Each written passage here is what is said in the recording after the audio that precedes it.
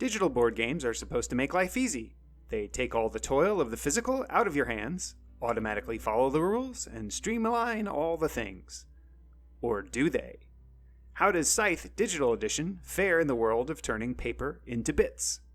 Watch on and find out. My name is Thoraxe, and this is Strategy for Busy People. If you've got a few minutes, I'll tell you what to play. I don't have good luck on Strategy for Busy People with digital board games, but that won't stop me from trying. When Scythe Digital Edition by the Knights of Unity popped up in my backlog, I decided to dive in and see what this title was all about. It took me about an hour to figure it out. Now, I have to admit that I have never played the physical edition of Scythe's board game. I've heard good things about it, though. I'm no stranger to complex board games, deck builders, and other entertainment in the physical realm, but being the dedicated viewers that you are, you know I have no friends, so you can see how often I likely am going to get to play real, physical board games with real human beings. Yeah. So, digital is usually my only option, and Scythe is a good game to want to play in the digital realm. There is a lot going on in this game.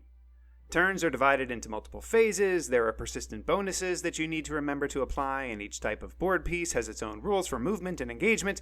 Each phase of your turn has specific things that you can or cannot do, and in some cases they depend on what you did previously. There's quite a bit to wrap your head around. So the computer running the show and knowing the rules is really helpful. As is to be expected, the tutorial does a good job of introducing you to the various game mechanics with short, predefined scenarios that enable you to experience how things go.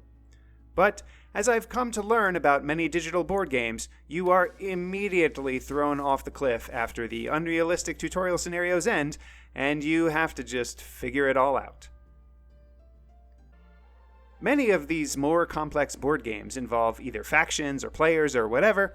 Regardless of what the distinguishing choice is, you have to make some kind of choice, and when you're just getting started, you really have no idea what that choice is going to do to your gameplay experience.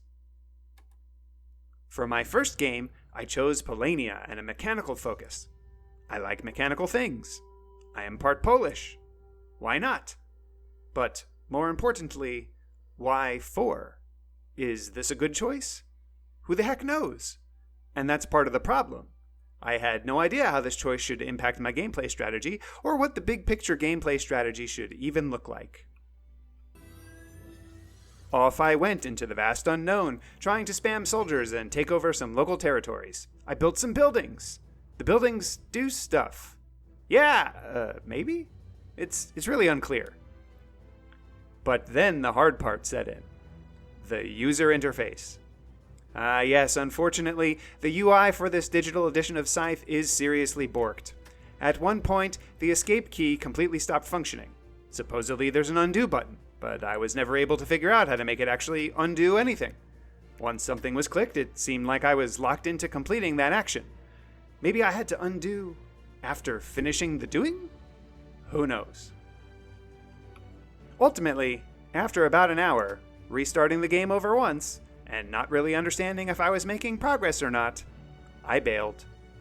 Sorry, Polania. Before I give my final verdict, take a moment to like this video and subscribe to the channel. Don't forget to share with your friends. Agree with me?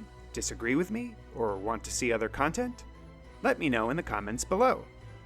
Want to try this game yourself? Check out my humble affiliate link below. And if you want to support me in making more of these videos, become a patron on Patreon.